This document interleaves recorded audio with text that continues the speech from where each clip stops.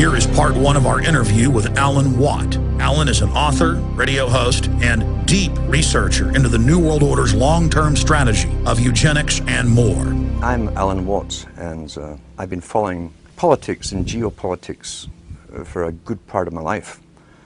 I didn't start off deliberately going out to find out everything that was possibly going on. In fact, I had no idea, to be honest with you, how vast the scale of an agenda, political agenda, is when you're bringing in a global society. Wars have many different purposes. Economics is only simply one big part of it, but cultural change and the building of empire through the defeated nations joining in leagues. Every country was basically signing the same laws, and had been in my whole life, at the same time that affected their societies. Laws were introduced and bills were introduced unbeknownst to the people in those countries that it was being introduced in their neighboring countries or even across the water somewhere at the same time. I realized there was already a governmental control, obviously, that coordinated all of this, and it led me into the United Nations. For every single department of government you have on a federal, local, county, state, provincial level, the United Nations had an equivalent department to deal with everything. It was already set up, in fact, to be global government. H.G. Wells said at the League of Nations, which was the embryo for the United Nations, he said, this is the nucleus of the world governments, when eventually all laws will come from there, be passed and signed into law by treaty of all the member countries. Eventually, we won't even have to go through the farce, and that's what it is, of voting in parties or candidates, because in the latter part of the 20th century and now into the 21st century, we're being trained, rather obviously, to simply accept rule by experts, rule by scientists, rule by professionals, and that's what they mean when they call governance. That's the term used. How do you get a domesticated herd to move from a field, a system in which it's been grazing for 20, 50 years, this kind of system, to this field over here, this new field? Because we have reluctance to change. We like familiarity, we like routine, you see. You do it by various techniques, one of which is revolution. Most revolutions are bloodless. You have cultural revolutions, sexual revolutions. Along with that comes the music revolutions, etc. These literally are designed to alter and direct culture, knowing what kind of culture they'll have at the very end of it too. They know exactly what kind of culture they want to come out of it. You also can do it through crisis creation. Crisis after crisis has been hit on the people of the world since 9/11 happened. And we must understand that the techniques that are used abroad are also used at home in warfare.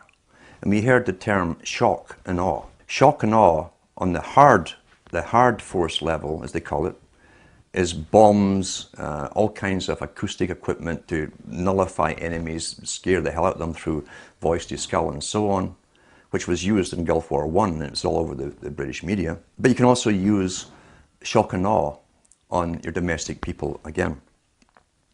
You do it by crisis after crisis until the public are so terrified. See, the average person has a sort of confidence that they build up where they think, I can manage most things that come my way. Whatever little crisis in my life, what happens to other people, I can deal with.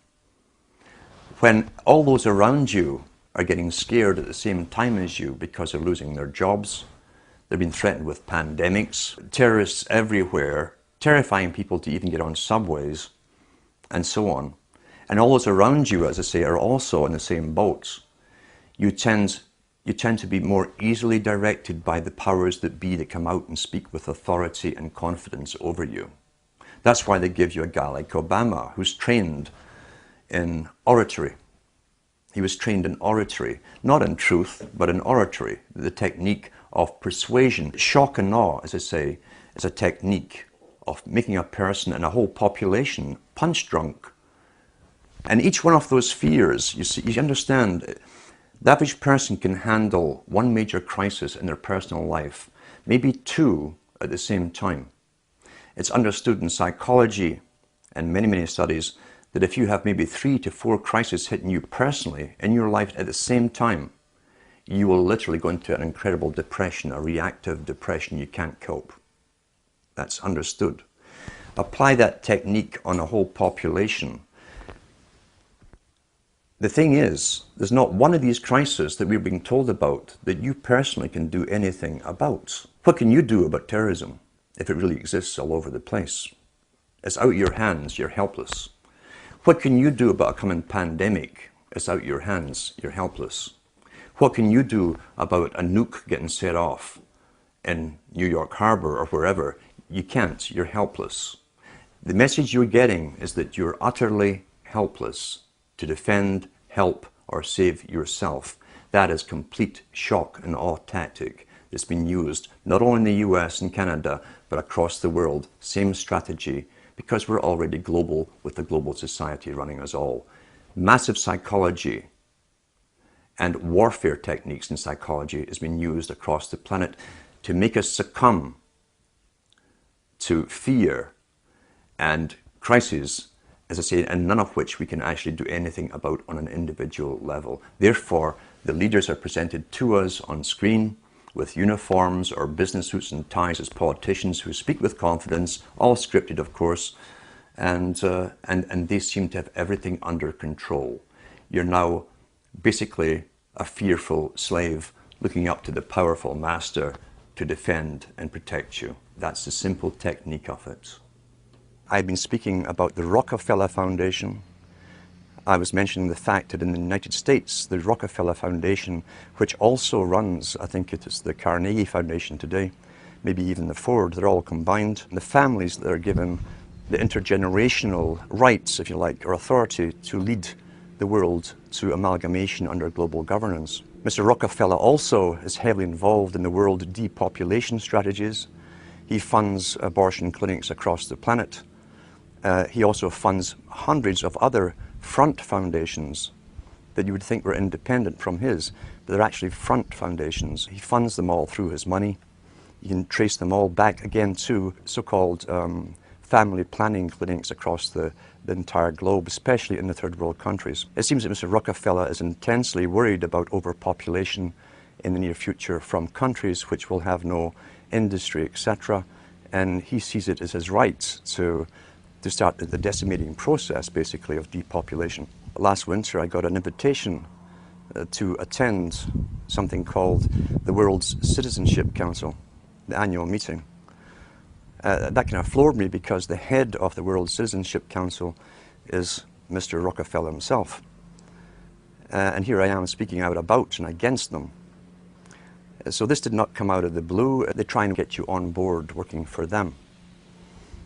What was also more startling was they always give members maybe 15 minutes or 20 minutes to speak, and I was offered that to speak on stage to this world meeting. The world's citizenship idea is part of the old idea of Cecil Rhodes up into Lord Milner to the Royal Institute for International Affairs and the Council on Foreign Relations. Mr. Rockefeller is up on Google in some of his conferences giving out World Citizenship Awards to very famous people.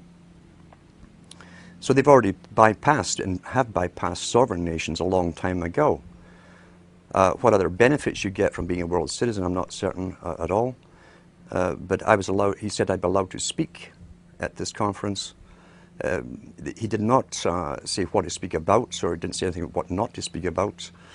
And he also said that, this chairman, of course, who wrote to me, he also said that I'd be allowed to participate in the round table groups which come after. The round table society is very, very important because the round table societies were set up as far back as the Milner Society and the Rhodes Foundation. They came out with the first round table societies. What they do is take the topics that are discussed at the main meetings, then they split off different tables to specialize in certain aspects of the speeches they've heard and find ways how to implement them into reality through media, promotion, various methods of propaganda and so on. I did not attend. I was tempted to go just to see if they would ask me not to speak about certain things, but it was the middle of winter and the journey to this university would have been pretty hectic anyway, and I was so busy. But you will be approached, and that's not the first time I've been approached to do this kind of thing. You'll find that some people are bought over. I should go back to Lord Bertrand Russell on this topic, because Lord Bertrand Russell said in one of his own books, the same book in fact, where he talks about those children who manage to escape the indoctrinations, who have intelligence and an ability to communicate to others, must be brought on board the system, employed by the system, bribed into the system if possible. That generally works with most people. He said, otherwise we shall have to eliminate them, because they did not want people around who understood an agenda that the general public are unaware of. Didn't want these people with the ability to communicate information, documented information, in a fashion that people understand out in the community where they could spread this word. That ties in with Mao Zedong, who said he was not afraid of armies. His worst fear was someone with a good idea, a great idea, a unique idea, and the ability to communicate it. So that is how they treat basically people with information. First comes invitation to join them. Many people do. As I say, Bertrand Russell backed that up by saying if they can't be brought on board, they must be literally eliminated from the public arena. That's how seriously they take this agenda at the top. They don't mess it around. The reason I think they don't simply come out and kill you straightforward is they don't have to do a messy job. There's many ways of killing you, especially in this day and age. But I think, to be honest, they're so arrogant right now at this moment. They're not too worried about the mass of the general population who are indoctrinated and updated with their indoctrination daily from television, as one example. About 100 years ago, this big organization with many branches, they wanted to rule the world basically using Britain as a nucleus of a system, an embryo, which also was going to be joined with the US under the Anglo-American establishment, wrote about the kind of culture and the changes of culture over a 100-year period that they would actually design. We're all tribal to an extent. That's why we even bother to vote for a tribal leader. This is well understood. That's why we're supplied with these leaders. And because the average man was to become more disengaged from his own destiny as the expert class arose, it was decided that the males would get their outlet basically, gradually becoming helpless as males, through sports. Therefore they'd have a tribal team they could identify with, they could cheer them on as though they were winning. In their own personal lives, they were getting nowhere. They were getting disenfranchised in a sense as experts took over decision-making for them in all kinds of fields. So this was psychology at use, planned before they even implemented the sports. When radio came along, of course, they used that to the maximum. Sports for the men, radio soaps basically for the women, and then in came television, as I say, with its alpha state, its hypnotic state. It took off. It really, really took off. And men became glued to the sports shows. The big think tanks, and we've had think tanks to do with always planning the future and how they would create societies and even different cultures within 100 years, say from this type of society to that society to the next society, how they'd implement it, again always through the youth culture, which is easy to do if you have universal education. You can always mandate the same system, same culture to be taught to the youth. However, as I say, since the 1960s, once television really, really took off, sports used to only come out on Saturdays. And over a 10-year period, it gradually came on every night of the week. Until today, we have even sports channels, sports. So now you see guys who are sitting home, who are basically powerless at work. They have bosses. They're powerless on the roads. There's police and traffic wardens and cops watching them. They have no means to feel strong. And so they tend to watch sports as a substitute. They project themselves into a game which they never participate in. But as long as their team wins, they feel something's happening in their life that's positive and it's successful. It's a very good substitute for many, many things as far as the elite are concerned. Now, the big think tanks that involved many professional people knew that they'd have to give something this for the males, and for the women they'd also give a substitute too. The intention being ultimately to alter society, drastically alter it so much that even the purpose, for instance, of marriage would lose any appeal. For the females, they gave them high fashion, accessible prices for high fashion clothes. They brought in, people don't realize they brought in the miniskirt back in the 1920s during Prohibition. They brought in cocaine at the same time along with the booze to get young people in. The idea being that if you're doing something illegal, it's very naughty.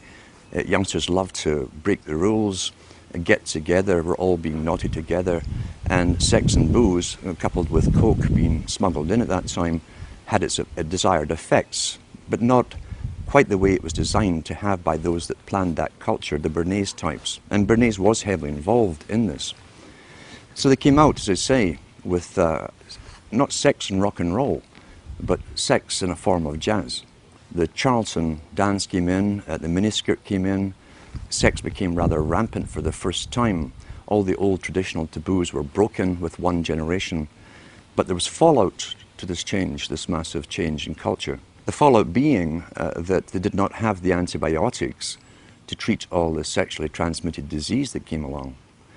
Secondly, they didn't have the legal abortion clinics to take care of the unwanted children that also were produced by hyper-promiscuity. They opened up big orphanages to try and take care of this, the boys' towns. They had ones for girls too. But there was so much backlash, especially in the United States, from the old Christian communities, that they had to tone it all down. It kind of flopped, as I say. Sexually transmitted disease became rampant, so did unwanted pregnancies and abortions.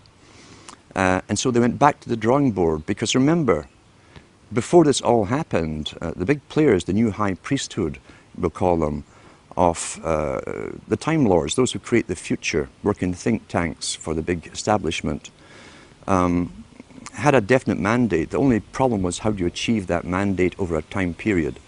So they went back to the drawing board, and they've always known, for instance, that in wartime, more children are produced because people, young people who might go off to die tomorrow tend to be far more promiscuous. They brought this back after World War II big time and worked on it steadily. All our tax money went into one particular area of research, not just for the atomic weaponry and so on. It went into finding ways of finding a contraceptive that was effective. When they found it and launched it on the scene, at the same time as it launched what they called pop music, along with drugs, LSD and so on, they brought out the contraceptive. So then permission was given, in a sense, and promoted from the top down, even from the BBC, which is, remember, the BBC is owned by the British government. It's an arm of the British government. It talks on behalf of the dominant minority who rule Britain. So they began to promote all this stuff. All the DJs they'd bring on television would interview the top pop stars of the day. They were all stoned out their minds. Some of them were falling out of chairs. And the interviewers would say, "Tee-hee, aren't we naughty children?" All aimed at a young generation to emulate. This is what we do. Monkey see, monkey do. Once again, remember, the prime intent was to break the old culture of boy meets girl, going together for a while, getting engaged, getting married, having children.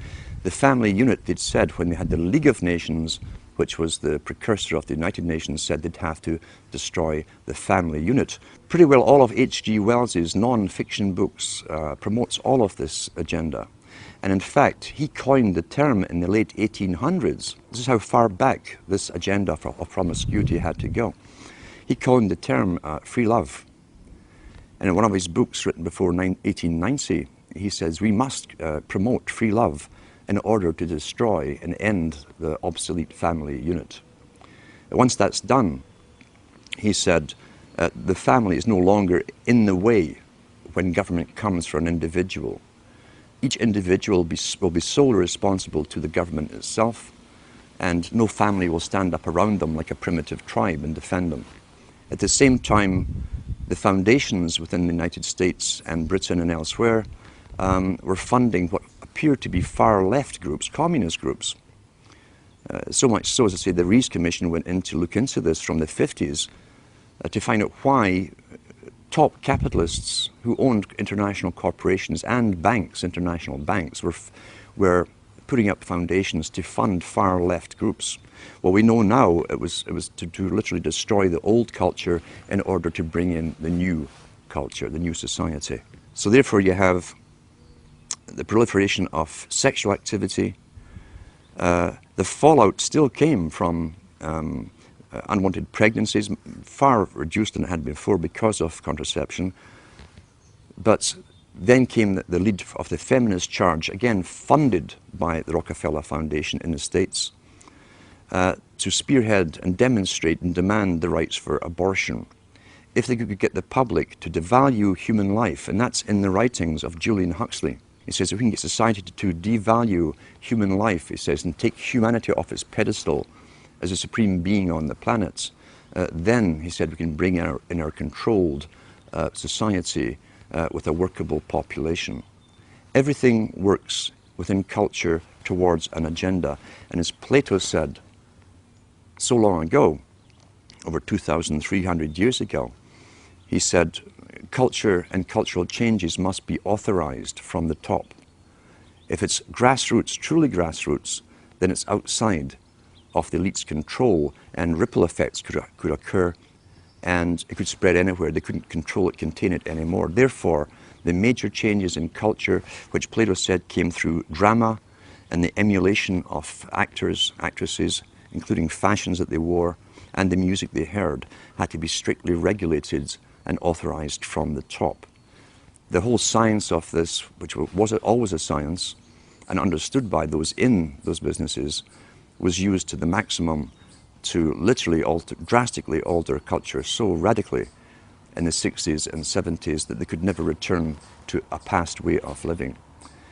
We tie that in with another big player, Lord Bertrand Russell, who had experimental schools under royal charter, where he could do things that anyone else would be locked up for doing.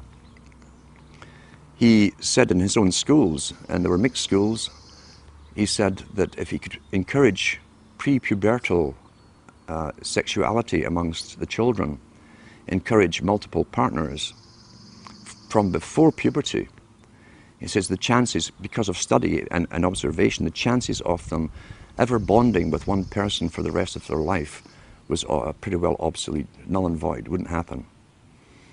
Therefore, that technique all came into play during the 60s. It was called free love. Drugs helped it along the way. And that was the beginning of what we saw as short-term relationships. Divorces became more and more common. Interestingly enough, divorces really took off not because society demanded it or it came from a need or demand from the people. Divorces took off because the Hollywood stars, and remember too, the drama industry, the entertainment industry have always said this, the people follow the stars. And they're the guiding stars in the so-called occult, you see. We tend to worship wealth and people and famous people. We want to be like them. We want to identify with them. The whole idea of divorces came out from Hollywood, with the top stars leading the charge for this. Women started to talk about it, who was getting divorced, what actress from what guy, and so on. And gradually it put the idea across to them that, well, if they're getting divorced, then maybe so should I. At the same time, the Bourdaise techniques were used through all kinds of magazines. At that time, 97% of all magazine publications were aimed at women. Because advertisers have said, and it's still taught in marketing schools today, women are far more easy to get to go along with something new than males are. So within all these magazines and write-ups about their famous actresses, their heroines and so on, the rich ones, the average women were reading these stories and identifying with them. They're being told that you can do anything, you can have it all, you could have a career, you can have a family, you had a home. They gave them utter lies, and they coined the term superwoman. So across the whole of Europe and the States and Canada, at the same time, always coordinated at the same time, the media entertainment industry were promoting stories of superwomen. And they'd find someone, real or imaginary, we'll never know, who supposedly was a CEO of a company, who had all these children at home, had a great husband, could manage everything and could cook great cuisine, blah, blah. And that, of course, is a fantasy. This put pressure again on most women to try and live up to the fantasy, as all advertising does. And most of the stuff we're getting is advertising, or at the very least is basic psychological manipulation. Bernays' techniques again. Remembering too that he called it the creation of a consumerist society. Well-behaved people, as long as there's money going around, they would go into the material world and they would forgo having children. That's the same thing as Charles Galton Darwin talks about. If we can encourage the woman and the male to go after the material benefits of the world, there's a slimmer chance they'll actually have children who tend to be economically burdensome. People were addicted to television in a very short space of time. Most people still today think that all entertainment to do with movies, drama, is therefore nothing more than their entertainment. It never ever was that case. The greatest social messages are promoted through movies and drama, high drama, through the fixation of emotive sequences, emotional sequences, not logical, factual sequences, but pushing points across in an emotional way which register and fix in the mind. So emotional content is very, very important, rather than going through an actual discussion or an argument using logic and facts. There's no debate. And when you're being downloaded through fiction, your guard is down, the censor part of your brain is not in action as you would in a debate or a lecture. You're actually in an alpha state, being completely downloaded with new ideas. Very similar to a computer. And so therefore, a culture industry, which is called by its own the culture industry. The Soviet Union had a department called the culture industry. Their actors and directors were called the cultural leaders. All you have to do is keep giving them new updates every so often, and you can change an entire country or a nation or a block of nations. We're all getting the same upgrades at the same time along certain paths. Today we call it political correctness. Most people want to belong to their peer group. They want to be the same as everyone else when it comes to opinions. In fact, they judge their own personal sanity by bouncing ideas off their neighbors and friends who will answer back and agree on these same topics in kind. It doesn't matter if the topics or what you're given are facts or utter nonsense, as long as everyone agrees at the same time. You'll say, well, I'm sane, and your friends will all agree because they've had the same information given to them. We don't only get the same information given to us, we're led through sequences, even documentaries, to leave you with a predetermined fixed conclusion on any given topic. Most folk are once again unaware of this. They think, I've just been given all the facts on this topic, and this is the obvious conclusion, which is always given to you by the final experts on the particular program. There's no thinking involved. We tie this in with the Brzezinski. Brzezinski said in 2 Ages, now this guy was way up with the NSA. He's a master geopolitician. He admits he works in 20, 50-year periods to do with geopolitics in other countries. But he said himself, the public will shortly be unable to think or reason for themselves. He says it was meaning by the form of information that was given to them, the type, the formulas that were in use then in the 1970s. And eventually, he said, they will expect the media to do all their thinking and reasoning for them. Well, that's happened today. That's why people today can't think outside of their programming from television. I'll give an instance, in fact, of why TV was so important to show you that it was so important to have it in the homes of ordinary people. Now, most countries in Europe, for instance, up into the 1950s and 60s, and I'll give an example, is Britain. The working class people did not have credit cards. You could not get a credit card. You couldn't get a bank loan without collateral to put something up against it. So therefore you were at pretty well a fixed income. There was no extra cash outside of rent, food and so on, clothes for the children, essentials. There was no extras for luxuries. There was no credit given to them.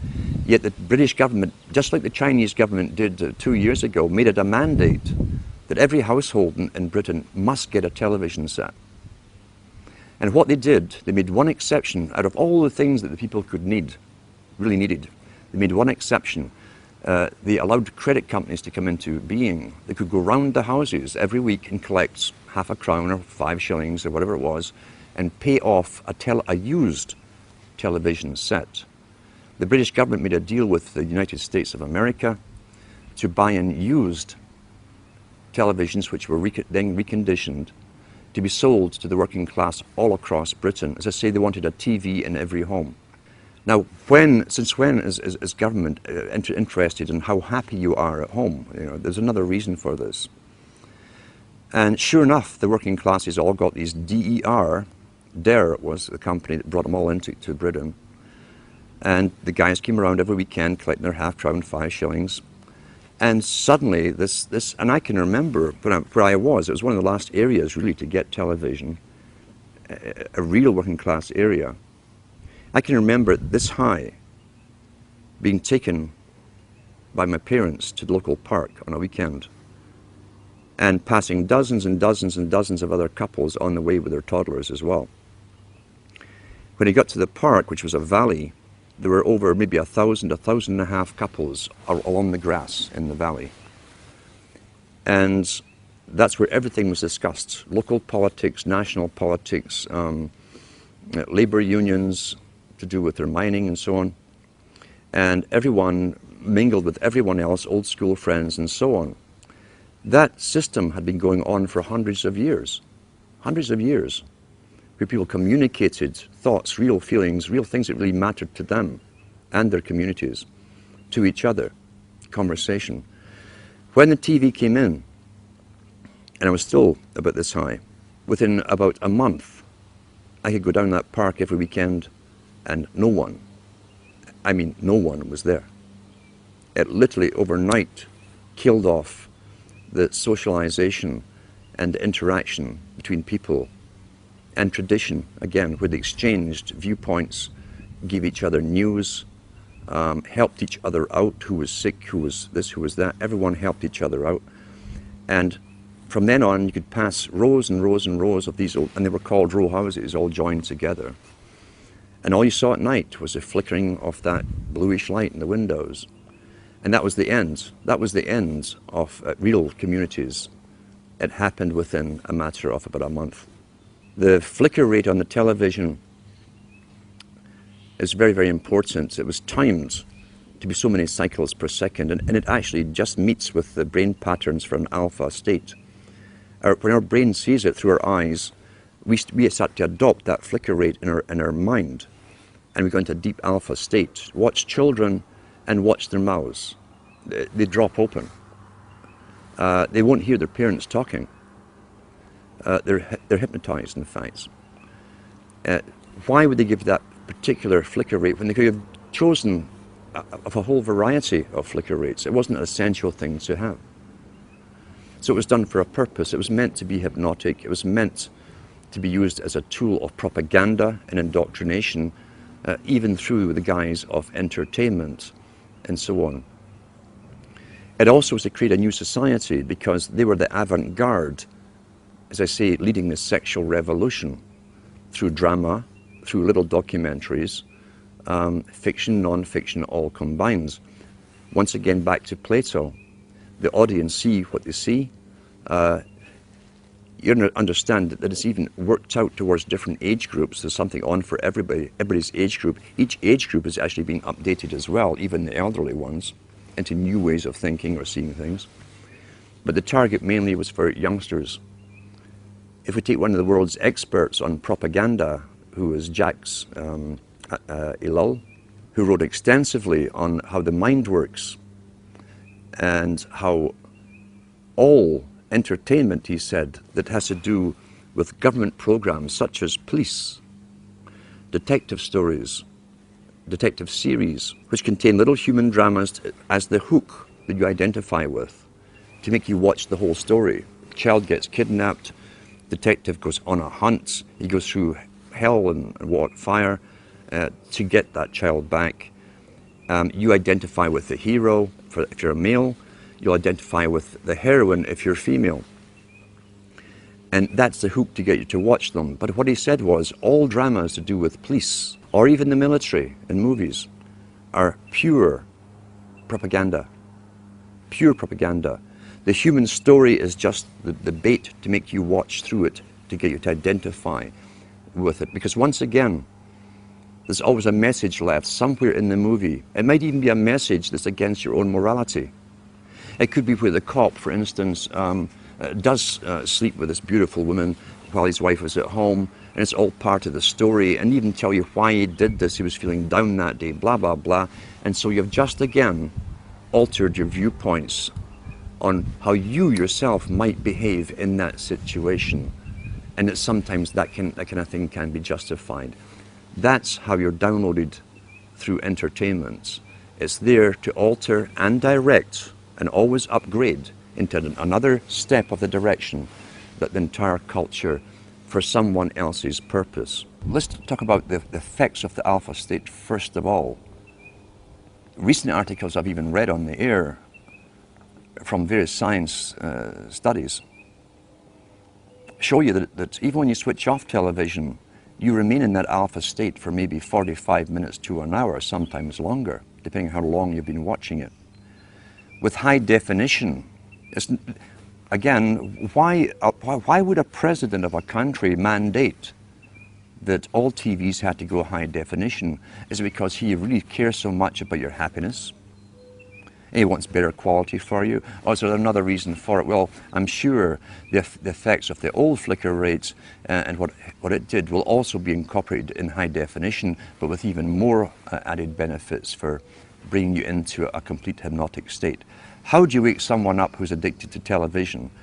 You can't. Very, very simple. You can't get your daily brainwashing, where literally it's bypassing any consciousness in the person. You can't take that every day and still try to wake up and learn at the same time. I've known people who've gone through complete withdrawal from television and gone into depressions because their entire routine is broken. They also have time on their hands, which is a big aspect of control, remember too. If you can take time away from a person who can think for themselves, who might say, oh, I'll go and read a book, I'll go and study something, or if you can take that time away from them and have them mesmerized in front of a television set, then you'll keep them dumb, stupid, compliant, and going along with the system. I always advise to people, if you know someone who's watching TV, it's quite simple to find out where they are mentally, psychologically, in the understanding of things. You can ask them a few simple questions. If they give you standard television answers, forget it. Simple as that, forget it. If you see some spark of their own opinion coming in, there's maybe a chance you can do something with them. But you cannot get off. You see, television, it can be classified as a drug. Any addiction is still an addiction. Television is an addiction. People watch 4 or 5 hours per day. Top psychologists and even the United Nations have talked about the use of television for creating the new culture for children. How many people know that all government agencies or departments, all governments in the world, basically, have departments of culture which hire cartoonists and pay their expenses to do cartoons, always incorporating the latest political correct story to do with environment, waste, bad adults and how they've destroyed the planet through their consuming, etc. How many people realize as you plonk your children down in front of it to babysit them that they're actually being brainwashed scientifically. And these cartoons were designed by experts to get their message across to those children, implanted in their young minds, fixed in their young minds forever for the rest of their lives, ongoing daily, and even right down to the novels that you read to children that are designed for children too, which will incorporate all of this, all paid by government grants to authors and writers. You literally have to take it into your own hands. It's one of the most dangerous tools that can be used. It's also dangerous in this extent that why do you think government licenses TV stations? If you were an independent producer, TV station who came out with this kind of information, you would not get a license. You'd have to be authorized and politically correct with a whole bunch of things to do and not to do written out before you'd be given a license. And you'd be checked on every so often to make sure you were following those topics that you're allowed to. If you want to advise people on television, and you can do this with yourself, how to train yourself, how to watch television. If you never get involved, you understand a storyline, you watch a movie, but don't get involved in, as I say, there's always a thread or a hook for you to follow, a plot, whatever, the chase. The guy always ends up with the beautiful woman at the end after going through hell to rescue a child or whatever it happens to be or save the world. If you can stop yourself from getting lost in the emotional part of it and study the movie as you're watching it, you'll learn the techniques that have been implanted in the movie itself. That's a great way to learn. If you can do it with yourself, you can also show other people how to do this, to actually study everything as it's been presented to you. And eventually what you'll find is that when you're watching even documentaries, you'll see how the documentaries themselves are shaped to give you the opinions, often very strong opinions, without giving you specific facts or giving you distorted facts, etc. Learn how to critically analyze and think as you're watching. And if you can show others this technique, a good example is sit down with someone who regularly watches a good movie, one that you've previously watched, and then point out all the politically correct little inserted words, slogans, phrases that have been put in there, and show them how it's been done. That way it can actually be fun to study television and write down all the different things that they've missed, but it's all implanted subconsciously in their mind, because those implants, those subconscious implants, will become their opinions, and they will never know how they arrived at them. They won't remember it's from this particular documentary, this particular movie, or whatever. So that can also be fun. That's a positive side of it. You can train anyone to do this. With the internet, the first person to mention it that I know of, at least to the public, was again this master, Brzezinski, in his book Between Two Ages. In the early 70s, he said, shortly a system will be given to the public of mass communication, which will cause a revolution, the revolutionary thing to change society. But he also mentioned and hinted at the fact that there would be regulation behind it. He mentioned too that those who brought it in would never lose control, the main control over the internet, because after all, knowledge is power. Knowledge has always been power. That's why, all down through the ages, the real machinations of government are never told to the public. Real power comes from understanding and having all the facts on any particular topic. So therefore, the internet was to be given to the general public with other intentions. Initially, it was to get them all into it. Now, what did the elite want to achieve? What was their point of view? They wanted people to become so used to the internet they couldn't do without it. Now we see businesses really can't do without it. They can't imagine going back to pencil and paper and taking inventory and all this kind of stuff. For the youngsters, who must be the generation they target, they made sure that that's the only thing I knew about the internet. from the media. I was completely ignorant about it, and computers. The only thing I knew was there was lots of pornography on it. Every paper kept telling you about it, which again is the same old technique they used in the 60s and 70s. Aren't we naughty? Wink, wink, for the rock stars on television. Knowing all the youngsters would get into it when their hormones are high. That's all they're thinking about. But once folk were addicted to it, they've also planned to gradually alter it, keeping the people addicted to it as they changed it into another system where mainstream media, the authorized media, the culture creation industry media, would eventually have prime, or the main dibs, the first grabs at the main bandwidth that eventually they're claiming will have to be reduced. So in the meantime, there's never been a window of opportunity for the general public to use a medium to communicate to each other alternate news, verified facts to each other as we have at the moment. That eventually, supposedly, is going to be policed.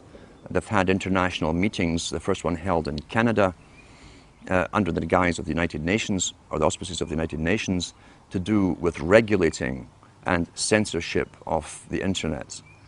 They have these meetings every year as they add more laws to it. We know the cloud system is to come in eventually. It's been all over the media in Britain, where you won't be able to store anything on a hard drive. You won't even need a hard drive eventually. Remote servers will have all your information for you. It will then be used as a form of punishment if you were politically incorrect in some form or another. Then you'll be cut off from accessing that server with all your data until you toe the line and behave yourself. Social control can be used through monetary penalizations, or through other penalizations like withdrawing you access from it. It definitely will be used for social control again, unless there's a backlash from the general public. And they do expect backlashes from people who have become used to looking into whatever site they wish to look at, or communicating whatever kind of information they want to each other. Now, along with the introduction of the internet, we've got to remember too, the government agencies also set up and promoted chat rooms and all the rest of it. And there are agents within this strange nether region called the internet whose job it is to infiltrate people who are coming together as groups, communicating on specific topics to do with political changes, and disrupting those groups. So already it's a battlefield, and they called it the cyber wars long before they even gave this internet to the people. It'd been an informational war, they said in all the papers. Therefore, government intelligence agencies would have to expand their roles with mandates to also be in this invisible world where they would manipulate various groups from within as well. There's also a lot of nonsense, of course, on the internet too, which can take you down conspiracy paths. I hate the term conspiracy because the government wants us to use it like we're some sort of hobbyists and some sort of kooks. I don't use the term. But that's become the most popular type of site now, is conspiracy site. And there's many out there, there's professional agents out there as well, who've been funded by governments and even launched by governments to be well known, especially in Europe, to lead the conspiracy sites. Then they bring in the UFOs, the aliens, until you have achieved your goal. Counterintelligence. Let's talk about counterintelligence and how it works. What is intelligence? Intelligence gathering is sending agents out to simply listen. To listen in marketplaces, bars, cafes, as to what the people are discussing. Lawrence of Arabia, in his own book, 7 Pillars of Wisdom, was trained as an agent. He was trained in Arabic languages. He was given lots of money, he and 11 other people, trained from Cambridge, and sent over to the Arabic countries to start up Arabic newspapers. Once they started putting stories in the newspapers, they went round the marketplaces, they hired lots of guys to listen to gossip, to see if the intelligence they were putting out in the papers was being discussed by the recipients, the readers. That's basic intelligence gathering. What is counterintelligence? Counterintelligence, from a government's perspective, is taking information and data that could be crucially, it could be bad for the ruling regime, and finding ways to counter that knowledge, counter it. What you do, standard-wise, if you can't defame the person who's bringing out a truth or kill them, is to bring out your own heroes. Launch them well, finance them well into the same area, saying the same stuff that others are talking about. It's called intelligence, giving out facts. And once they have the following, then they start bringing in aliens and UFOs, and they bring in the New Age, the whole New Age religion into it. Spirituality is the big term they're using today. Until a newcomer, a skeptic, will hear this stuff from the paid agent, who's very good, who says gives the same data as the person who doesn't go into the UFOs and so on. But the guy who doesn't go into the UFOs, aliens, reptilians, and all the rest of it, suddenly is thrown out with the other guy. You're classified with them by association. Your topics are associated. Even though you stay clear of the fantasy stuff, the disinformation, you'll be lumped along with them. And then you've countered the intelligence. When you mention the facts, people laugh at you, say, oh, you probably believe that the aliens are running the world now. And that's it. That's counterintelligence. And that is also all over the internet. And it's paid for by, again, government psyops operations. Some groups that I've found are doing really good work, where people decide to get together physically, and they will choose a book to read to do with the factual data that's available to the public that can be proven. Oh, Herman Kissinger. And they'll go through it. They'll analyze the book. They'll analyze the phrases. They'll analyze the contents. They start to participate in what they're reading, because others will remember this particular era, this time when this event happened, can add to the thing and so on. That's participation, that's communication, and other information, as I say, from those involved who live through things can be added to the whole thing, giving you a much more complete picture. So it's a good idea to start this kind of thing off in your local area, even if there's only two of you that started off. Don't sit and laugh. It's kind of comical at first when you say, oh, we're going to discuss this book. You've never done anything like this in your lifetime. Sit down and get yourself a coffee or a beer or whatever you need, and take turns at reading. And ask the other guy, do you have anything to add what I've just read? Do you have any insights into it? What do you think of this? It gets you stimulated into participating and really thinking, because everybody who's alive today has been trained literally not to have to think. As Brzezinski said, shortly the public will be unable to reason or think for themselves. They'll expect the media to do the reasoning for them. So let's counter that. Let's get back to thinking for ourselves, using the data, the material, get involved, start using our minds again. And you'll be surprised, it's like a muscle you haven't used for a long time, how quickly you start to use it, how sharp you become so quickly. And if you can get larger groups and larger groups together doing the same thing, and then you can branch them together, communicate together, then they suggest other books that you haven't heard of. Maybe you need a particular book for evidence. I have stacks of them at home. Everyone has access somewhere to some material that was stuck away. And when you start putting all of this material together, mainly through, as I say, discussion and reading groups, you can add to the knowledge. The more knowledge and facts, actual factual data you can put together, the bigger your arsenal is. And the easier it becomes to show people and convince them, look, this is authenticated stuff. Here's the factual data, here's the physical book, read from that book, and then have your discussions. What do you think about this? What do you think they meant by this? What do you think has happened? Have they fulfilled this part of an agenda? And most people will say, yeah, they have. Well, here's how they did it. The evidence is all there, but knowledge, remember, is scattered. That's also why, since the 70s and so on, televisions were put up in places where people used to communicate to each other, bars and restaurants, the pubs of Europe.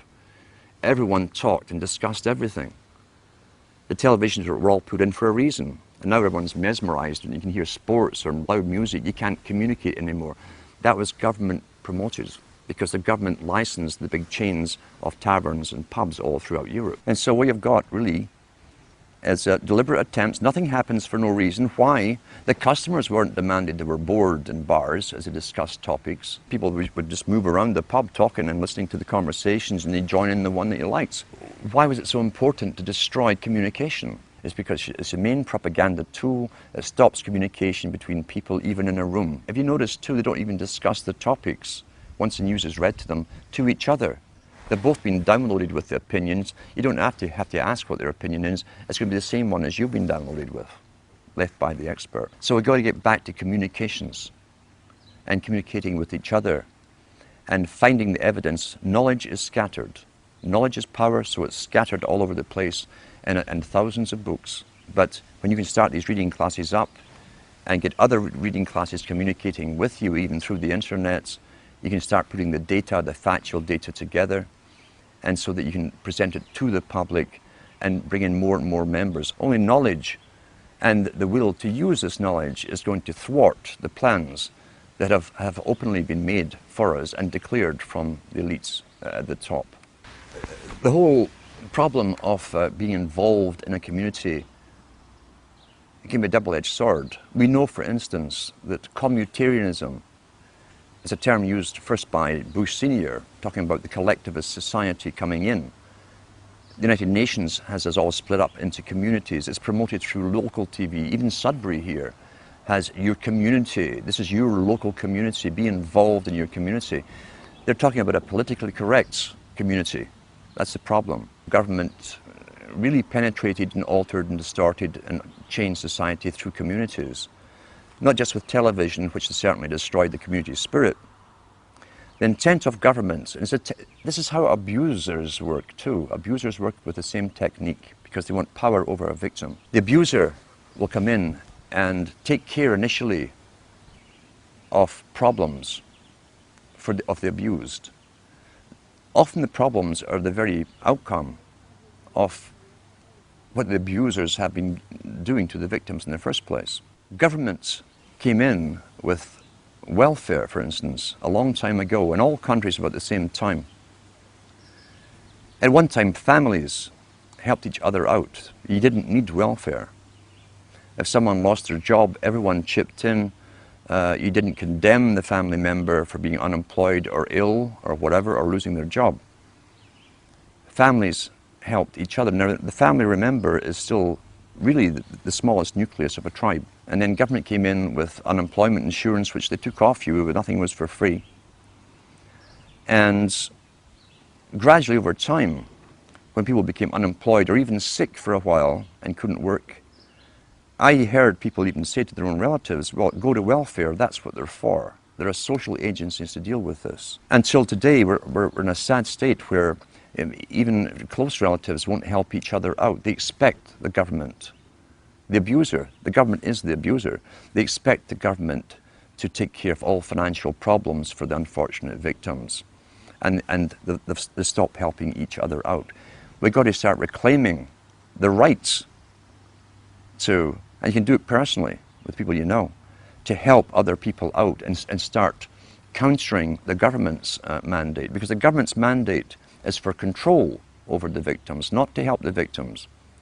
Those who fall under that particular level into the welfare state have their lives run by government agencies and social workers. That's what Huxley says. He says that they won't need their survival capabilities. Russell said the same thing, because the government is taking care and making all their decisions for them. In order to help you, it's really to take you over and have you obeying them and their system. That's what you're up against, a planned war strategy, making them dependent upon government services, not their family units, not their brothers and sisters, their fathers and mothers, but on the state itself. We've got to counter that and become involved again in the lives of those around us and have our own true communities. It doesn't matter if there's only 5 of you in a community, even if you live in a town or a city, that's your own little community where you all have something in common. What it really is is gaining knowledge for your own and others' self-preservation and survival into the future. These video interviews have all been exclusive, and they're going to be archived at prisonplanet.tv. Please download them, burn them to disk, and give them to everyone you know. Upload them to YouTube. This information is vital not just to our free republic, but to the future of free humanity. And now, part 2 of our in-depth interview with New World Order researcher Alan Watt.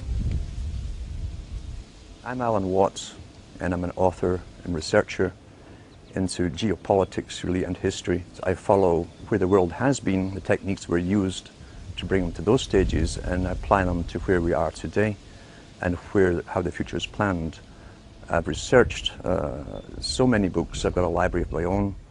I like paperback books, or at least hardback books, because they're permanent records of the past. And if you can't understand the past, you understand the present or the future.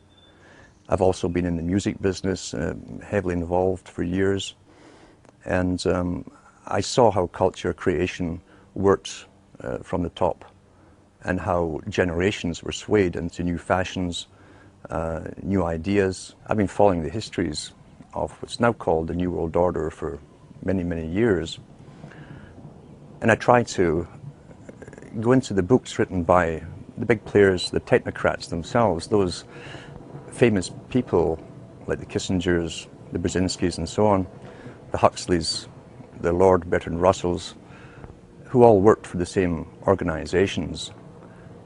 And I came to the conclusion, really, there was only one big organization with many subcategories. These boys tended to publish the world that they saw coming into view, and they wrote it in their own hand, basically. They told us where they were taking the world. And when you start studying these things about the age of 14, 15, or even younger, and reading their books, and you live long enough, you will see that the world has turned out exactly as they planned. This can't be coincidence. And who can really write up a wish list and make it happen globally, unless there is an organization very, very powerful, probably the only organization really on the planet, an organization that can fund all sides, all oppositions, and using this synthesis of conflicting parties, they can literally make the world come into view as they planned. They plan in centuries, and the astonishing thing is when you go into the United Nations, which was loosely based on the Soviet system, they plan certain parts of their agenda in 50-year plans, some in 100-year plans, and some even in 150-year plans for different aspects of it.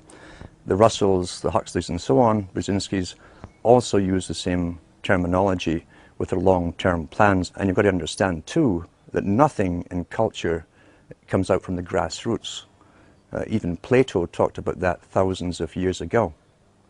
He said that if it was a grassroots movement really coming from the people, then those in charge, the dominant minority, would lose control. Therefore, every change in culture, right down to fashion and music, and this was written 2,300 years ago, had to be authorized from the top and promoted from the top if it fitted with the continuance of control over the public. And these are sciences which were taught down through the ages, are still taught today to the big players, and they've used it to the full in the 20th century, now into the 21st century with the use of television, mass communications, radio, etc. Everything has been given to us for the appropriate time and stage in the actual planning. And for those who are coming into this kind of study, it's best to go into the books, as I say, written by the big players themselves. They love to boast. Kissinger's got lots of books out there, so has Brzezinski. These are probably two of the master players in geopolitics. Try to stay away from all the conspiracy books. They're also put out there on purpose, very fascinating books, but they lead you in circles forever without giving you the overall picture to the fact that every generation has a purpose up until this present time. And in a post-industrial era, these big boys have decided, and their masters too, that we are simply superfluous and they no longer need us. Hence, we have big foundations coming forward and organizations like the Optimum Population Trust, who have decided to come out openly and demand that governments start radically reducing the populations. We are now the useless eaters, as Lord Bertrand Russell called us. Our ideas, our opinions on everything, our worldview, even to do with population and the fake view that we're overpopulated, is all projected to us by the mainstream media, working in concert for their masters. And we begin to parrot what we hear through repetition, and that's so important, as repetition with slogans and catchphrases. And once you hear it happening in your own local group, your milieu, then you know it's working. And the camera can make anything appear to be true. You'll see that in India, for instance, they always use the same streets of Bombay to make you think that you're massively overcrowded, and that's the impression people think of the entire Indian continent. The Indian continent is huge, with thousands and thousands of miles of forest where no one lives. It's the same in Africa too. China, being the model state for the world, for instance, put into effect the United Nations policy to the extreme with its population reduction and the movements of people off of the rural areas into cities. They started that years ago. Right now, they're in the process of moving 200 million more people off into the major cities, and that's the major newspapers. The cities appear to be crowded because everyone's being moved into them. In the Western world, since the 1950s, again under the term of urban sprawl and stopping urban sprawl, the Western countries also signed agreements to do no more building in the outskirts and of the major cities. All existing buildings have to be used or else knocked down and replaced with even higher ones. But regardless, with the immigration and the free flow of people now from third world countries, the Western countries appear to be overcrowded. And yet the UN's own statistics show, and so the national census show, that the Europeans, for instance, Canadians and Americans who have been here for a couple of hundred years are actually in decline. So the overpopulation problem is simply an image projected by the media as more and more people are crammed into the same cities and they bring more immigrants in to fill them. But I also realized the system of schooling when I was going to school was bogus. The histories were bogus, and I was very, very lucky to have access to very old libraries, town libraries. Some of them had reference books going back into the 1700s, written at the time. When you compared the histories I was being taught in school to the histories that were written at the time, they were completely different. You had a deeper understanding of how geopolitics had been used in the past to even populate the country of Canada. London couldn't get immigrants to go off into the new colonies.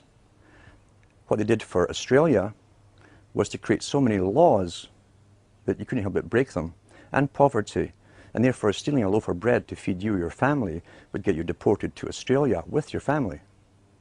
That's how they populated Australia, crime. They created the laws for crime. With Scotland, they had a rebellion, which could have been rigged, and I often think it was, and the whole of Scotland was punished, and they deported millions of the Scots off to the Americas to populate the Americas. This is geopolitics in action. That's how it works. And whole peoples are often moved from their land because the elite masters want them elsewhere to be productive for them, themselves, the masters. When you look at the strategy for the US and Canada, again, long-term strategy, long-term planning, you'll find that the big corporations of their day, the Hudson's Bay companies, the Fraser companies, were given charters to own the land before Canada was Canada or US was the US. They were simply called the Americas. These are private international corporations that had the power of life and death over everyone who lived within their areas. The Queen or the King had a consulate in every country, Lieutenant General or Governor General, they call them. We still have one in Canada today who represents the Queen. They have all the powers over life and death of subjects under that governor. How they stopped rebellion in the past was to give us an idea of what they called democracy. They knew from the Chartist movement in Britain, for instance, and elsewhere, other countries, people were demanding rights for the first time. And so once again, they gave us champions to speak on our behalf, which calmed the people down, thinking for the first time in history, the people were involved in their own destiny creation. And nothing was further from the truth. Because the planners knew that once you bring people into a country or a continent, create real wealth for them and get businesses going, clear the land, drain the swamps, and so on, they can take it all away from you through laws 200 years down the road. And that's what's happening now. Long-term geopolitics once more. And if you think I'm kidding about this, go into the history books written at the time. They're still there in some of the libraries. And you can also go into the art of geopolitics. There's even videos on YouTube on Brzezinski boasting about how he set up the Taliban in Afghanistan. You'll see him encourage them to fight the Soviets at that time in the 1970s. And he actually says, yours is a holy war. This man, who obviously believes in nothing but himself and his own peer group, is encouraging other people to go and fight a holy war, a jihad. And he uses these terms against the Soviets, knowing full well, once it was set up and it was backed by the CIA, that 10, 15 years down the road, there'd be a problem. And then they'd have to go to war with the very group they'd created to fight the Soviets. That's what's happening today. Long-term strategies. Well, that's how history has always been run. If you can go into the books where you find the British Home Office is mentioned, study the history of the diplomatic corps. Because the diplomats were spies.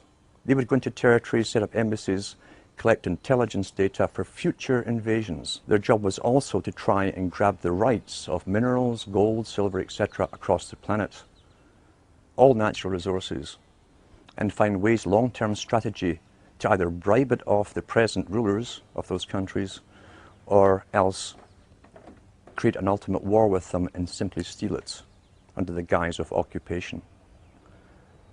We're living through a stage today, as I say, where this is all coming to a culmination.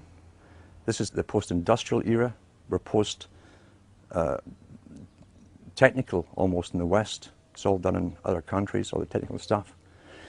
And Brzezinski himself talks about the technocratic era, where the future will be for an elite with a highly trained bureaucracy underneath them and scientific elite who will not need the human labor that they've needed in the past. Human labor that is excessive and is unemployed and is hungry is now a threat to that established elite. So now they're doing something which they can only do to the human species. They don't need to do this with animals. With animals, just go out and hunt them and kill them. We're the only species that has to be convinced to allow ourselves, for the good of all, to be sterilized and bring down the population through abortion on one end and euthanasia on the other, under the guise to save the planet. And unfortunately, with the massive propaganda campaigns that are all over media in every country at the same time, with all the big foundations backing them with unlimited financing. Remember, the foundations are owned by the international bankers themselves. Then they can pull all of this off, and unfortunately it really is working. In kindergarten now, you walk into a kindergarten anywhere in Europe or Americas, and you'll see the rainbow inside every single one of them. You'll see all the terms about the world. Here's the globe, we're all global. And you'll see the greening messages everywhere, everywhere, and how sacrifice will have to be made to save the world and the planet and future generations of society. Sacrifice. You tie that together with the institutions that were comprised of the Fabian Society. It was a member of the Royal Institute for International Affairs. That's one society. The Council on Foreign Relations is also the same thing as the Royal Institute for International Affairs. They are what Thatcher and Professor Carroll Quigley called the parallel government. They have told us what the future is going to be. Some of their members have even written books about the need to cull off massive amounts of the population by any means possible. And so we see this final stage being pushed as they convince us that we are the problem. The Club of Rome, that also belongs to the same group, in the 1990s, the two founders said that back in the 1970s at the Club of Rome, they were given the task as a premier think tank for the globe, for this global society, the task to find ways of reducing the population and controlling the people to go along with this, convincing the public how to go along with it. And they said they'd looked at all possible means of doing so. What had worked before? Again, geopolitics, strategy. Under warfare conditions, the public will give up freedom. The public will be directed by governments, bureaucracies, and police, military, etc. Under warfare, the public sacrifice. They'll have less food, they'll ration stuff. They go along with it to save themselves. Therefore, they'd have to find a warfare strategy, a reason for war. And what they came up with was that man was the enemy of the planet. They said that the idea that global warming could be created and blamed upon mankind would fit the bill. These are the words they used. That would fit the bill, written in the 1970s, and decided at the think tanks then, and published by the guys involved in a book called The First Global Revolution, well worth reading. When they hit upon an idea from a premier think tank, they will never change that agenda. I've said before, it wouldn't matter if we're up to our eyes in snow all year round. They will still stick to global warming. That's the agenda. Now, of course, they've changed it slightly to climate change, which simply means changes in the weather. And they're in the process now of convincing the general public to be afraid of summer, for instance. It's all done through the alteration and distortion of perceptions. Massive psychology is used on all of this. And they certainly understand mass psychology of the general public. These boys don't simply announce things or make up a wish list of the future and send it up the chimney to Santa Claus. When they come up with an idea, they implement it. I've followed the United Nations Department of Statistics as they announce every single year the sperm count of the Western male, which has been falling drastically since the 1950s. They say that it's down by about 75–85%. Now, when something like that's happened across the whole of Europe and the Americas in 50 years, and they suddenly started noticing it 50 years ago, sudden onset, and there's no crisis made about it. There's no comeback after announcing the statistics. They just tell you the cold, hard statistics and go off to the next statistic on some other topic.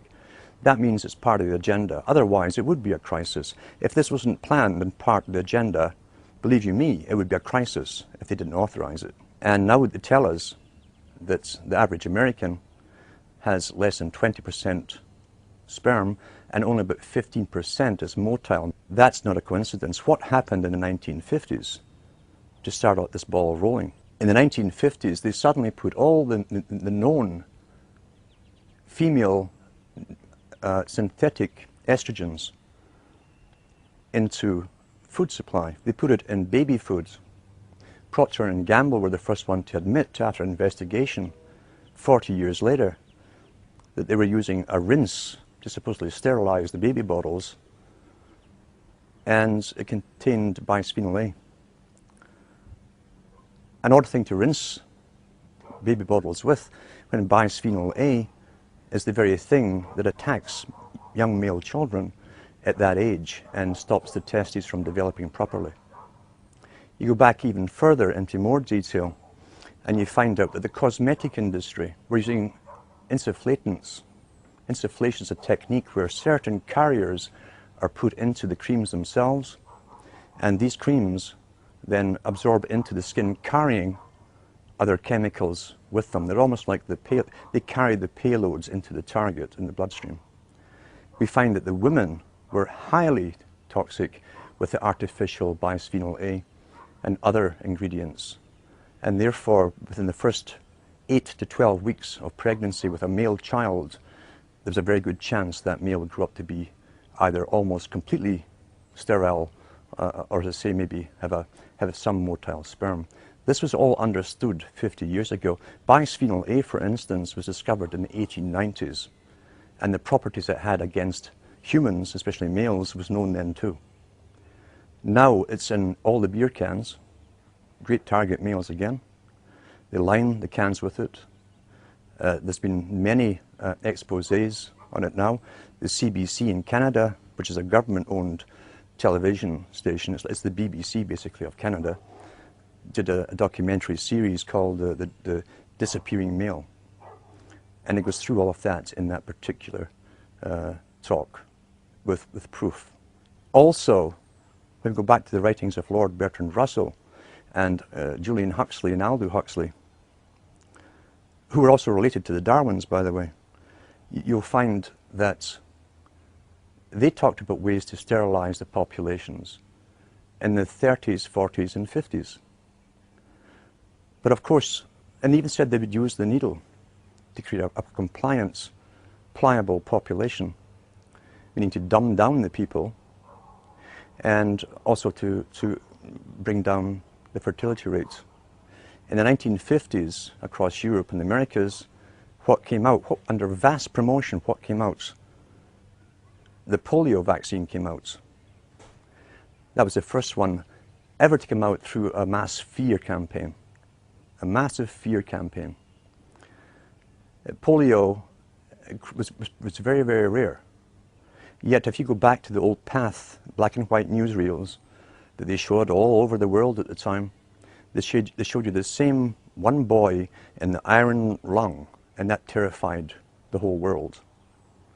How many polio cases was actually there? Was it really polio? We do know that from those first shots, those injections, the generation that got them all ended up with carrying 100 simian viruses, live simian viruses in the shot. And simian 40 only had one function according to the maker, the discoverer of the vaccine, and that was to cause cancer. And I also have a copy of the discussion with this particular man and his staff admitting that. They knew that at the time. What they said was they thought that the risks outweighed the bad benefits that might come along down the road. That was their excuse. Since then, we've been trained to accept more and more inoculations until babies now get something like 30 inoculations before they're at the hospital. When you look into the big manufacturers of inoculations, like the Baxter Laboratories that were in the news recently because they sent out live flu virus along with the bird flu virus mixed together, and were caught by another country who tested it on ferrets, and the ferrets all died. They had done the very thing that they say that they're worried about happening in nature, where the common flu is mixed with a killer flu and becomes highly contagious. They actually did it by mistake, we're told. But go back into Baxter Laboratories even further, and you find Baxter Laboratories was part of IG Farben Group in World War II. They were responsible for creating chemicals and so on that were used as gas. And they were also used in other medical experiments on prisoners. That's in the records of the inquiry that went on into IG Farben. A good book to read is The Crimes and Punishment of IG Farben. All of that stuff's documented in there. All the companies, the Western corporations that were involved in the setting up of the Hitler regime are mentioned in that book. And Baxter Laboratories, the one who's coming out with all the shots what to take supposedly for the swine flu, are still on the go. So when you go into, let's say, Connaught Laboratories as an example, Connaught Laboratories was employed during World War II to manufacture bacterium and viruses, fungus that would attack wheat and corn, etc. in Germany. Mr. Banting, who discovered insulin, the great hero Banting, during World War II, his main occupation was finding ways to annihilate the food supply of an entire country. And he came up with ideas of creating a form of what we now call mad cow disease, something that rotted the brains of the cattle for herds, dairy herds and beef herds. And it was manufactured in World War II. And I often wonder if there really is such a thing as mad cow disease, is that where it came from?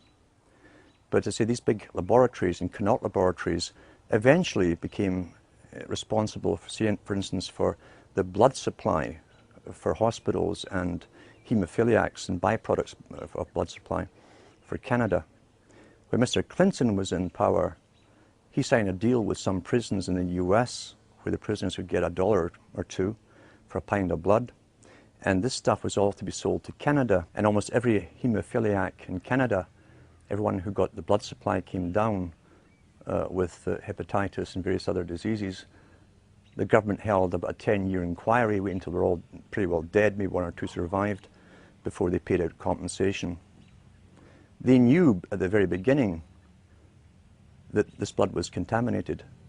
And these Connaught laboratories, part of the industrial military industrial complex used in World War II, buying the blood and selling it and distributing it across Canada.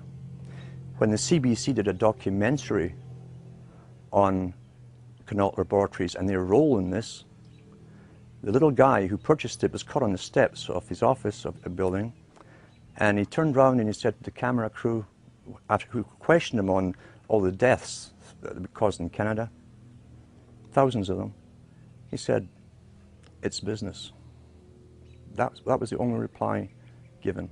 I've said for many years that the biggest international corporations are real corporations, but they're also front groups for one system. During the Cold War, for instance, many books were published on the war, how it would be won, and so on. And what they all agreed upon was those with the highest technologies would win. Now, if you were in a free enterprise system, you could never allow inventions coming out of nowhere, unauthorized, especially in communications and different means, to be given to the general public. Therefore, the CIA, MI6, and other countries' agencies created front organizations to lead the charge and control technology. You could never allow free competition in technology and give it to the people without authorization. It has to be permitted by those who rule. That goes across the board with everything, as I say, from those who rule. You create culture, you manipulate culture, you give the public what you deign to give them, you suppress that which you don't want the public to have. It must be under a control. You cannot have that with a true free market enterprise and true entrepreneurism. You can't have it.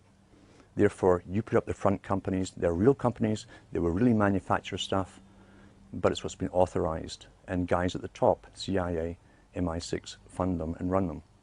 We've seen this with different banks that were set up by CIA in the past, where they funneled money to all the major wars we're fighting. It was the BCCI, was one of the first ones that collapsed. Papa Bush was a director at one time, and then he was back to being director of the CIA. These are front massive banks, massive corporations. A difficult thing for some people to understand is what's happening today is not just an elite making a final move to take over anything. Every generation for hundreds of years has been brought up with the same elite's predecessors, designing and running the show for each generation. The elite, in fact, are simply moving their system into a new system, an updated system to suit themselves. That's a hard concept for people to grasp. They've been trained to believe things are happening at the moment by happenstance, by crisis coming out of nowhere. And here's what we must do. We must solve this problem at the time. Nothing is further from the truth. And when people wake up, they generally go through the same stages as someone who becomes bereaved when you find that democracy never existed in the first place. You go through an anger phase, a depression phase, You'll blame whoever is handy, and then hopefully you emerge from it and you become active and you want to learn what's really going on and what has been going on. But you'll also eventually come to the realization that you're up against something, a system that's very, very, very old. It's the only truly organized system on the whole planet. It uses sciences that are ancient in population management. It gave us a system of money. Money is a tool that we must believe in to serve them. Karl Marx was quite right. He was one of their boys who was set up to set up the dialectic. And he was quite right when he said that money is a tool of the elites. It's essential that the people who stop bartering or working for themselves and start using money as a means of exchange, which then can be taxed back from them, are becoming slaves. Because under law and legality, for 1,000 years, no one could take anything from you. Money represents your food, your home, everything. When it's taxed back from you, they're creating a form of slavery. Therefore, it's essential that the workers believe in money. The elite have all the money in the world. They own all the resources in the world. They don't need money, but they need us to believe it's the only thing that we must use. Today, the power of the purse, as they call it at the top, is being used to the maximum to tax almost everything back from the people that they earn. You tie that in with Charles Galton Darwin in his book, The Next Million Years, where he lays out the next few thousand years up to 1,000,000 years for the elite and all the changes that will happen. The grandson of Charles Darwin, who again was related to the Huxleys and many others. And he said, we are in the process, in the 1950s he said this in his own book, we are in the process of creating, he says, slavery has always existed in one form or another. There's different ways to have slavery. You can either get a bunch of henchmen, force a tribe into obeying you and being your slaves. That's a lot of force. But you have to feed them, etc.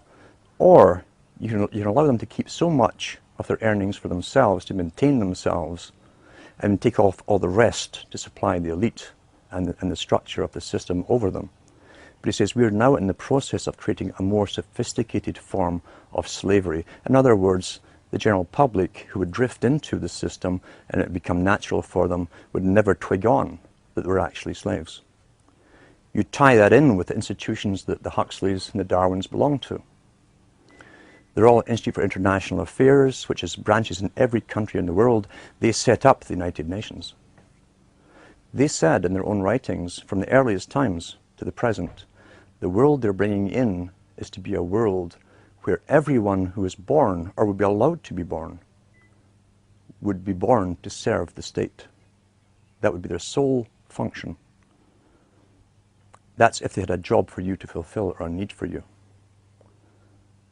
But it's a more sophisticated form of slavery. And we're going through it today. These families have been at this for at least centuries, and I think much, much longer. Why is it that the Rothschilds come onto the scene as a revolutionary family? Why is it they suddenly could take over 5 countries with 5 sons, create central banks, or take the central banks over that already existed? And why is it that right to the present time they're in the forefront of world politics? Why is that? Why doesn't a generation of the Rothschild go off in some other direction or lose interest? You're dealing here with a specific religion and a cause, a purpose. You will only find this kind of fanatical intergenerational devotion to an agenda when there's some kind of religion involved in it. When did all these families crop up? With the banks. We find that when the Rosicrucian court was created at Queen Elizabeth I's court, and that's open history today. John Dee, Francis Bacon, Francis Drake, all these boys were a member of the Rosicrucians. It also broke out in France and Germany at the same time, and they even announced their presence by billboards all across Paris. But the members now, as I say, in Britain, were open in the time of Queen Elizabeth I. Their idea was to gain gold and money through plunder, and they basically lived off of the Spanish galleons for an awful long time, as the Spanish were taking the gold out of South America. But John Dee and Bacon also were advisors to kings and queens, and they wrote about how to control, guide, mislead, and always fool the populations, and always too to get them into warfare, thinking they knew what they were fighting for, but the public were never to know the true ambitions that they had. John Dee coined the term the British Empire. It didn't exist before he said it and wrote it down.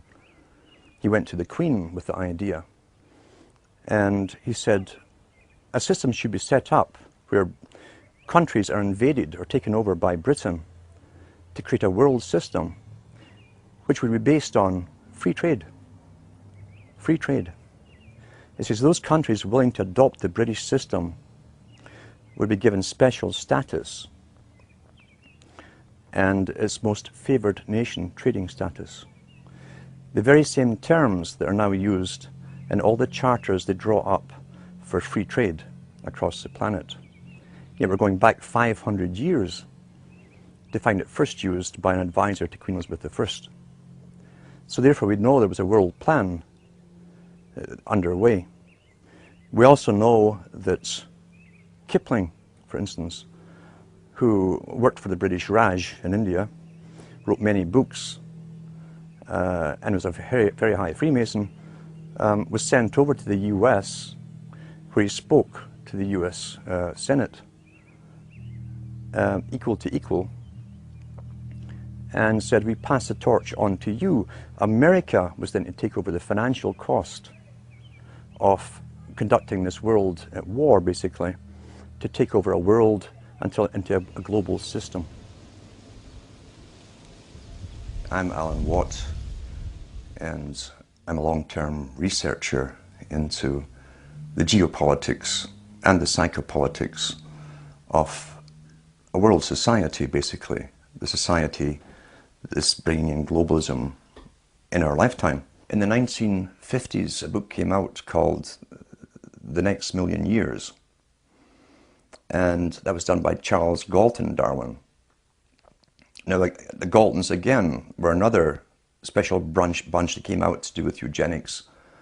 And they started up the IQ tests that are now used across the world for school children to try and get the average intellect of children, classify them in grades, etc.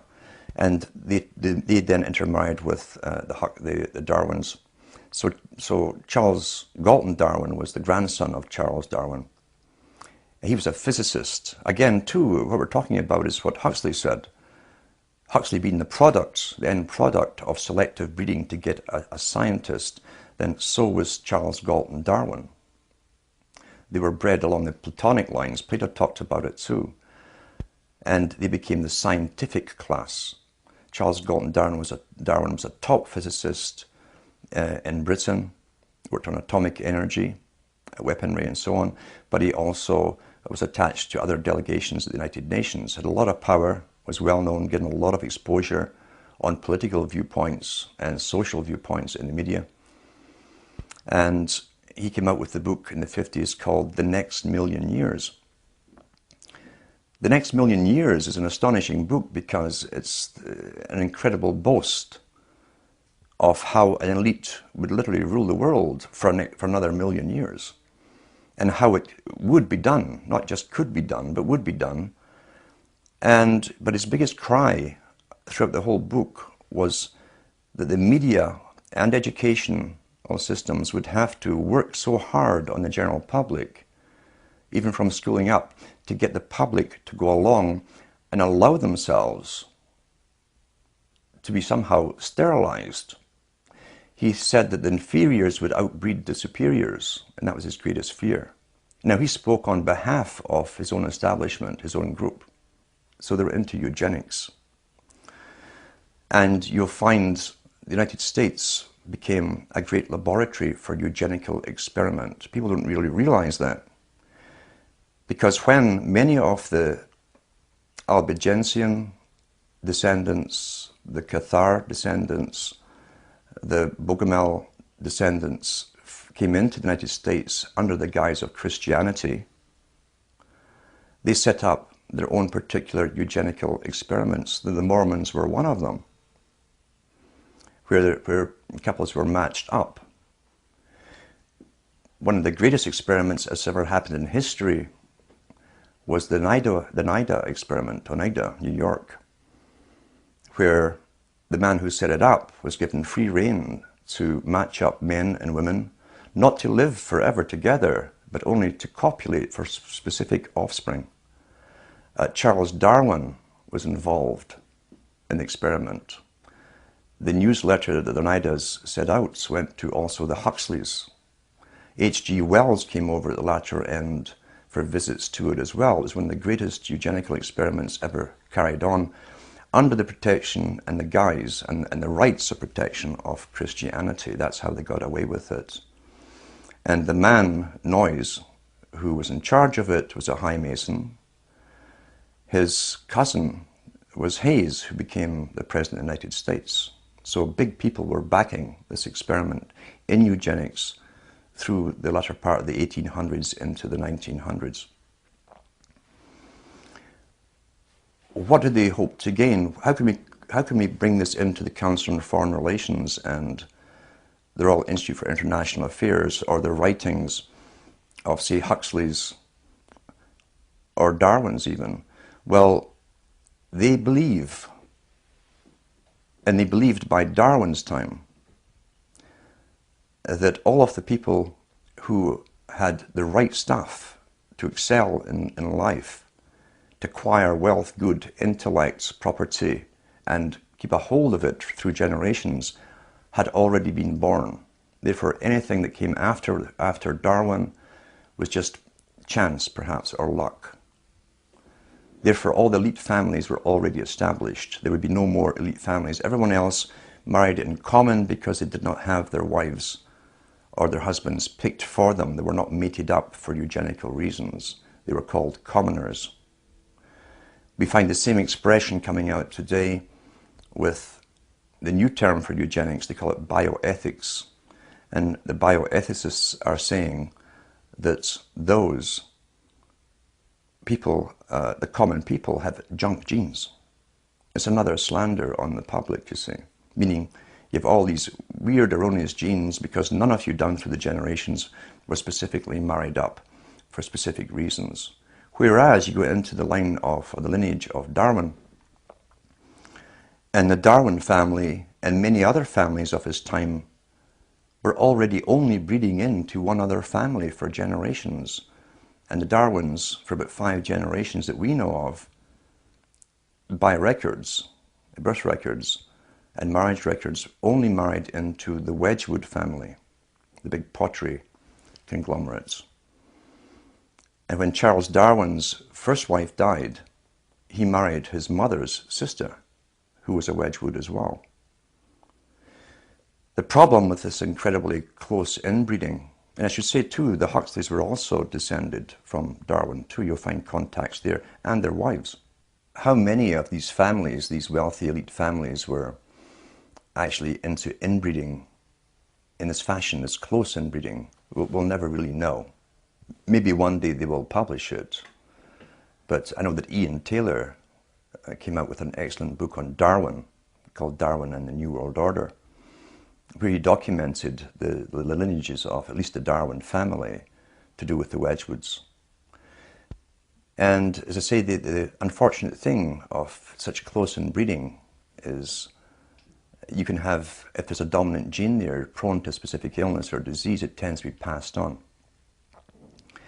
And I think that with genetic research, they hope to overcome the problems they've had with such close inbreeding for themselves But genetic research will not be used for the benefit of the rest of humanity, even though it's our tax money that's going into and has been going into the research for so long. How long have they been working, and why have they been working so long on genetics? What's the reason for it?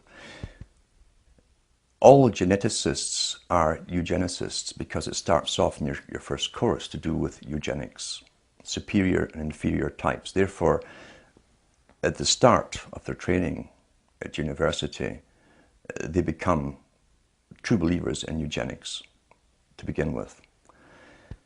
We've been told that the double helix in the genes and so on wasn't discovered until Watson came along around the 70s or so. And that they'd always suspected that there were things called genes. This was standard in all medical training for many, many, many years, but they hadn't found them. They just suspected they were there, we're told.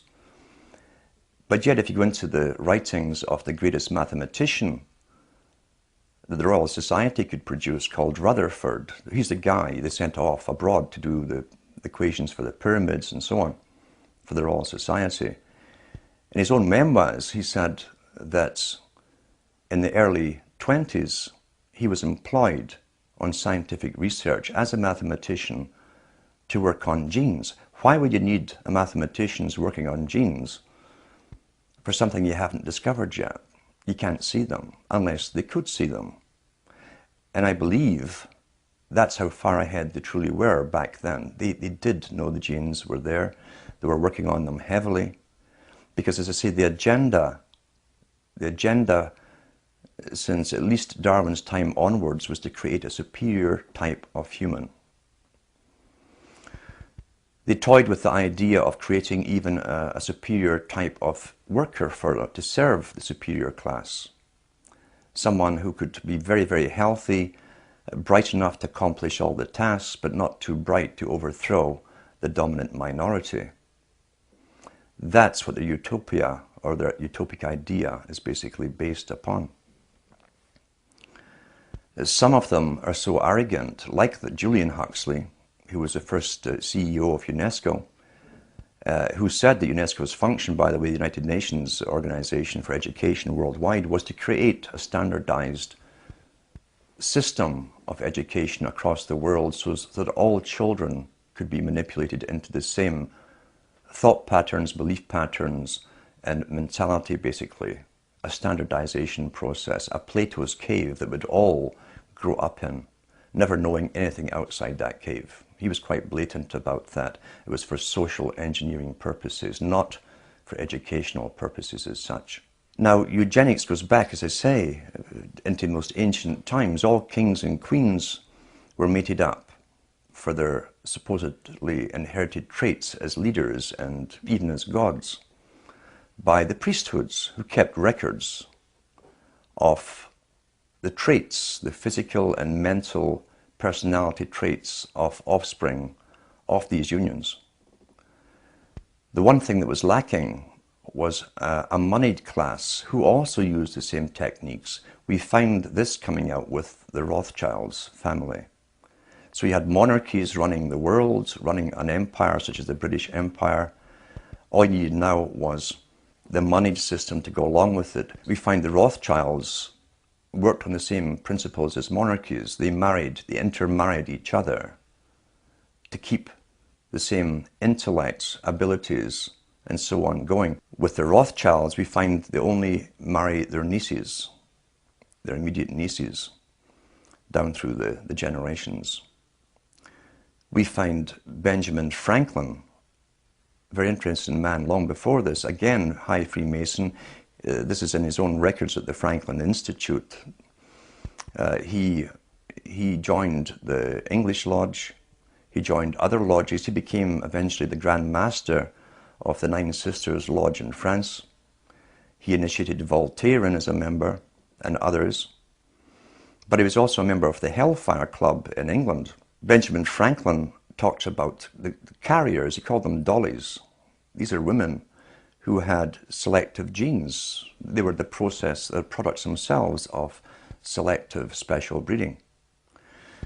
And the Hellfire Club, like many Masonic high Masonic institutions of that time had what were loosely called, and wrongly in a sense, brothels attached to them. But it was also a cover because the special carriers or dollies, and dollies, the term that Franklin himself coined, is still in use today.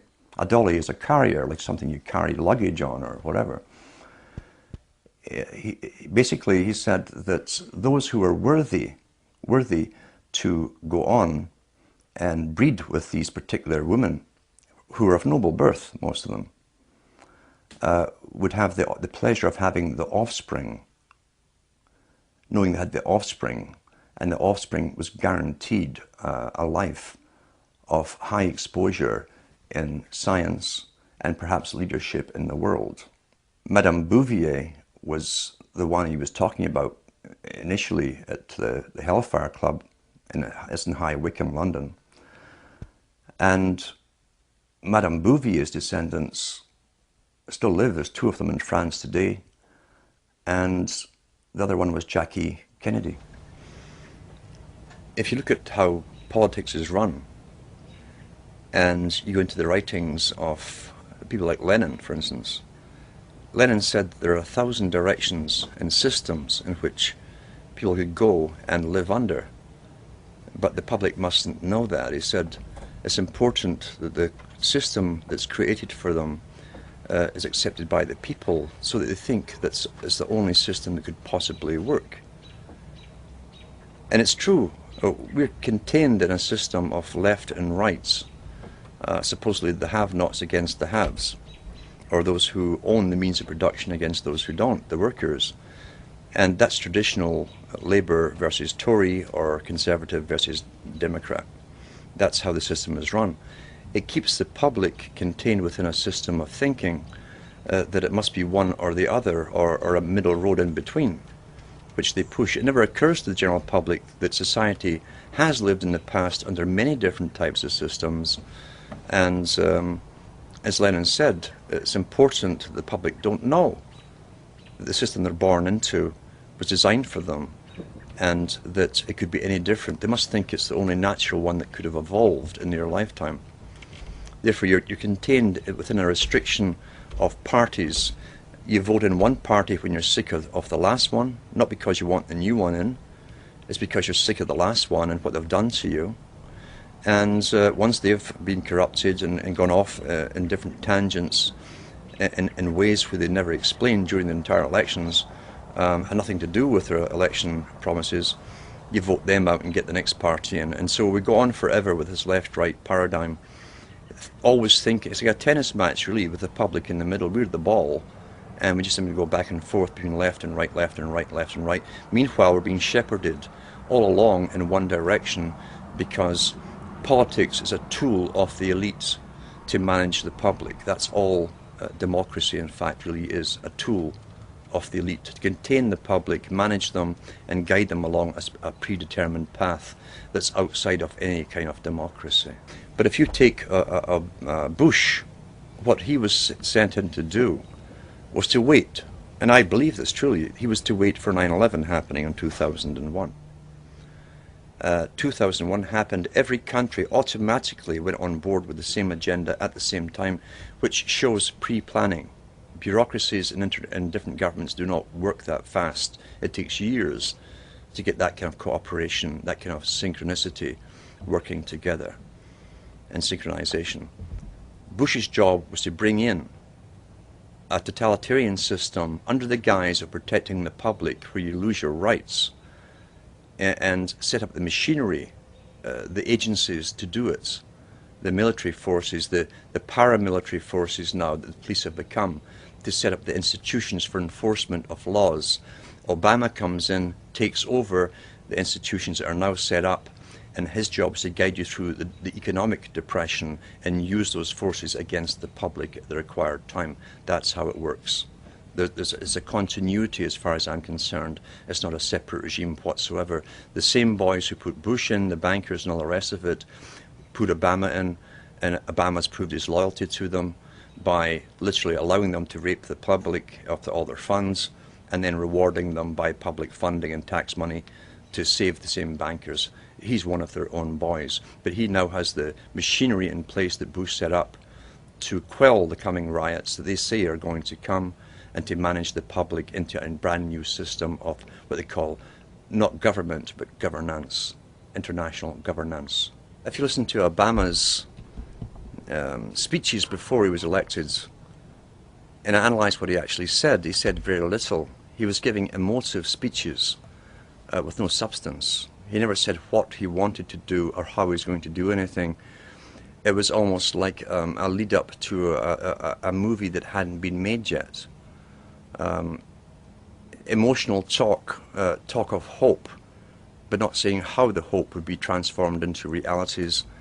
He used the term that's been used in academia for the last few decades in the Ivy League schools and universities of the century of change. So his slogan became, and they use slogans written for him, change is good.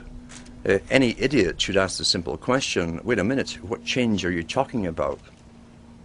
How can you be for change if you don't know what the change is going to be?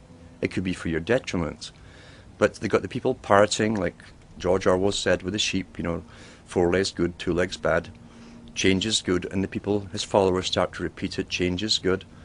What kind of change are we talking about? The loss of sovereignty, the blending into an international institution, a world government system, a system where not only is America bankrupt and the most indebted nation on the planet for loaning money out to other countries and policing the world, being the policeman of the world, now Obama wants to lead the charge on sustainability, carbon taxes, by making America the example for the rest of the world to follow.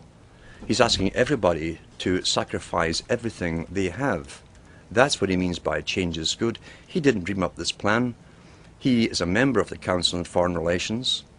Again, that comes from the Milner Group, the Cecil Rhodes Society, the Royal Institute for International Affairs, that planned world governments using Britain based as a model for the British Empire, now become the American Empire in a sense. And the changes here he's talking about is a new world of servitude, where you will serve the world state. And you'll also have to pay off all your debts along the way. Which is impossible as far as I'm concerned. You cannot ever pay the kind of debt America has incurred since World War II. It's impossible to pay back. Therefore, the changes he's talking about really is a New Deal. When you hear a New Deal mentioned by any president, and we got that from FDR, we got it from Bush, last Bush it was in, a New Deal. We're getting it from this administration.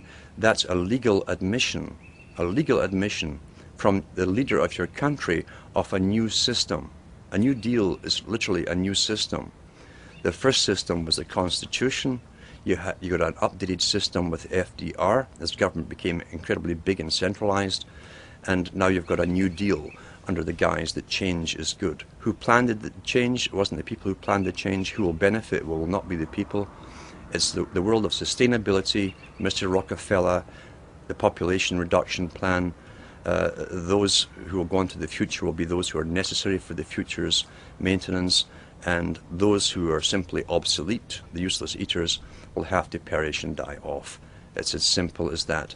This generation today, the ones who are alive today, we are the generation that's going through the biggest changes in history, according to even Rockefeller himself, since the Industrial Revolution. It's the end of one phase of a long-term plan. And out of this comes a new world order. As they've said, Mr. Brown said, the Prime Minister of Great Britain said at the G20 meeting recently, it's a new world order. A different order from the previous one, where people technically were working for themselves, would choose their own employment and so on. The new world order is a planned system, a planned economy, a planned population.